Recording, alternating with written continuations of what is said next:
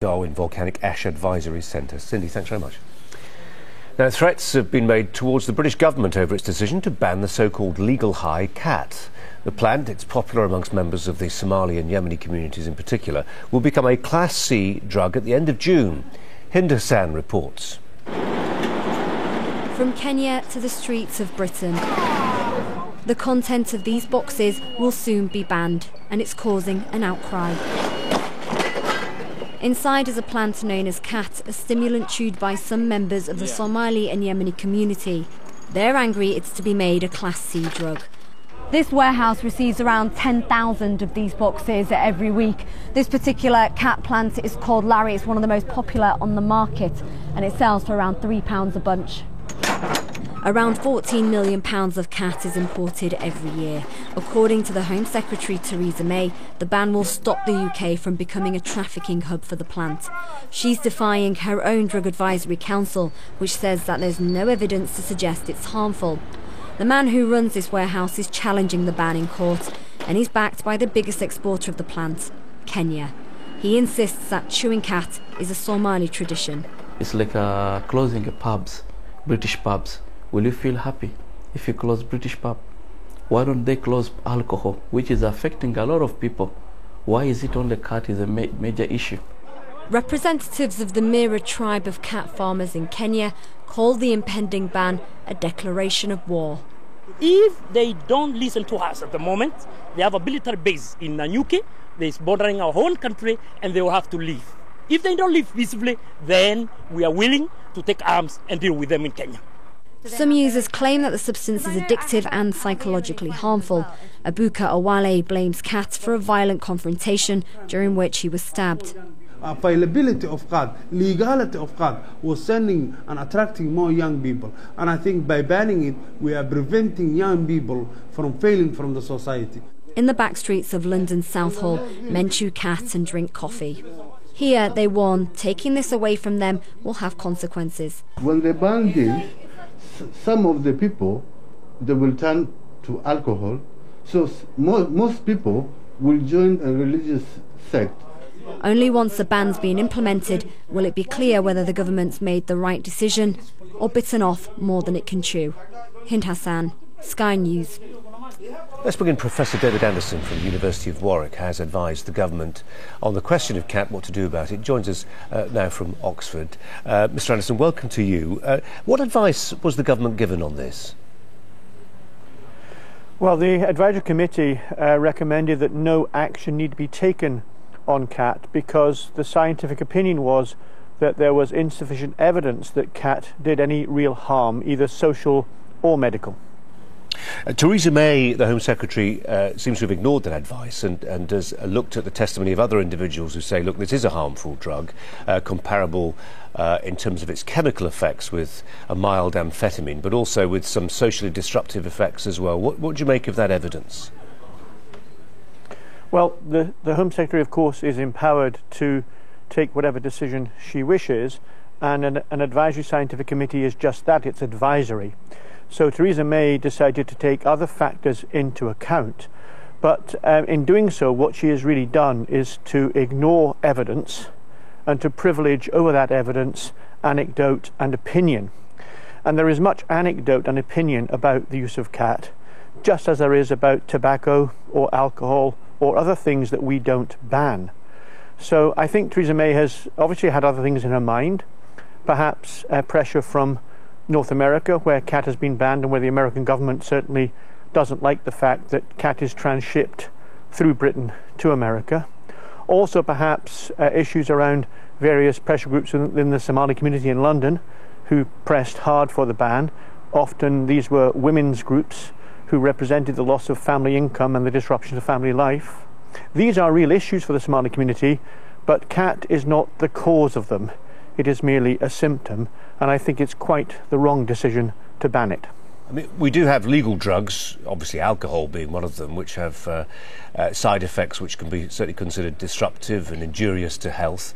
Purely in terms of the science, Professor, what does cat do? I mean, the whole process of taking it, I suppose is more comparable to, say, drinking, because it's a fairly lengthy process. The chewing and getting the hit takes a long time. It's not like some drugs. Indeed it does, and this is why there are social issues around the length of time that men and indeed women may spend absent from families while involved in the act of chewing. But I think what we have to be clear about is the extent of actual harms. And medical harms in terms of cat, there are a few that have been identified, including liver toxicity, but these problems arise in long-term users, long-term habitual users who are quite elderly. And it's often quite difficult to discern whether cat is the singular cause of that problem or whether it's linked up with other things in their health.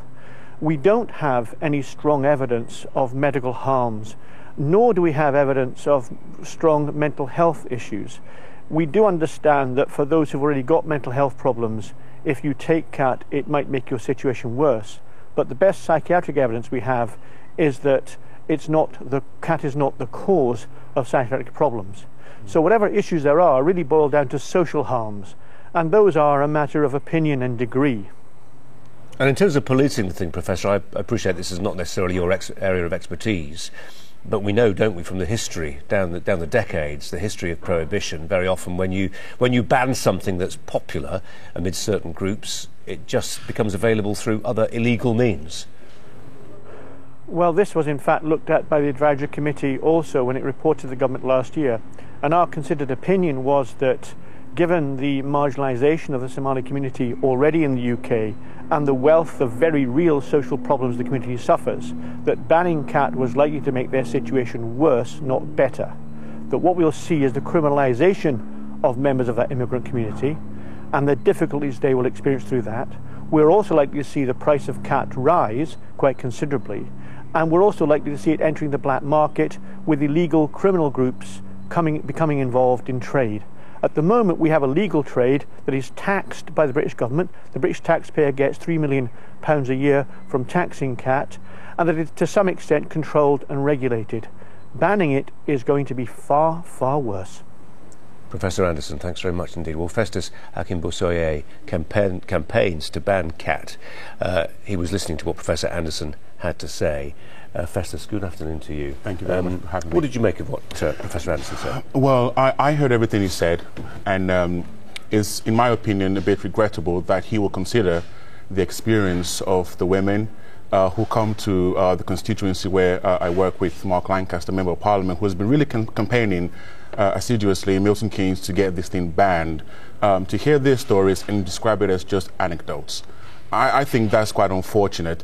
He comes at this from a scientific point of view, doesn't he? I mean, yes, he looks at hard clinical evidence, and actually the stuff you're talking about he would probably describe as anecdotal or political or opinion, I think was the word. Yes, and you know, I would challenge him to come into Milton Keynes and you know, listen to these women, hear their stories and tell them to their faces that what they're going through, the challenges in their families, the children are unable to concentrate in school because they're just hyperactive, the men being away from home for 6-7 hours a day, as it happens, chewing, because there's a social element to the cat plant as well, and describe that as anecdotes. Just to kind of put this into context. Before you do that, before we just leave that point, I could take Professor Anderson to parts of the UK where I could introduce him to women who feel that their menfolk spend too much time in the pub and they develop long-term social problems. It disrupts family life. It leaves them with long-term problems in terms of holding down jobs and all the rest of it. But we're not banning alcohol. Well, yes, we're not. There's a cultural element to alcohol with a long track record. Okay, that's one. Secondly, alcohol is a controlled substance in some regard. Anyone cannot just go into a pub and buy a pint of lager. In the UK at the moment, cat is on control entirely. 8, 18 or 80-year-old can go and ban cat as well. That's an argument for controlling access to this, yes, not banning it outright. And actually, what we're doing is banning it outright. For the benefit of your audience, here's one I got earlier. I promise I did not pay for it. I have not chewed it as well. One of my friends got it for me yesterday. And they spend 6-7 hours at a time chewing this. I don't think anywhere where you have a situation where someone is consuming alcohol for 6 to 7 hours at a time, you know there is a big problem, and any health professional will tell you that something needs to be done. I was going to just say something earlier, which is to put this into context. We have about 3,000 tons of cat plants being imported into Britain every year. That is UK is becoming quite a hub, isn't it? It is. This is the equivalent of 57 tons a week. The world's largest cargo aircraft, the Antonov 225, this is the equivalent of that big aircraft landing in Heathrow every single month. Every single month. Now, I don't believe that the entirety of the Somali community in the UK or the Ethiopian or the Yemeni consumers of cat can go through 3,000 tons a year. Well, where do you think the rest of it goes? Where is it going? Well, there's evidence to suggest from the case what we've had in the office with Mark Lancaster's campaign that it goes into other parts of Europe, where, as it happens, this is illegal. In France, Germany, much of the EU, and also in the Netherlands, which, as we all know, has a pretty liberal attitude towards drugs. It is illegal in the Netherlands as well. Professor Anderson didn't mention that. Not just America, but also Canada, China, and in Saudi Arabia. So and one of the things that we hear people say in the constituency where Mark holds these surgeries with the communities, they're asking him, what do these countries know that we don't know? Mm.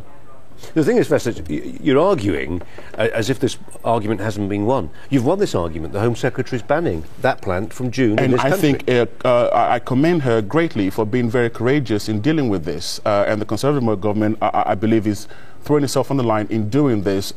And I think there's no political points to be won here.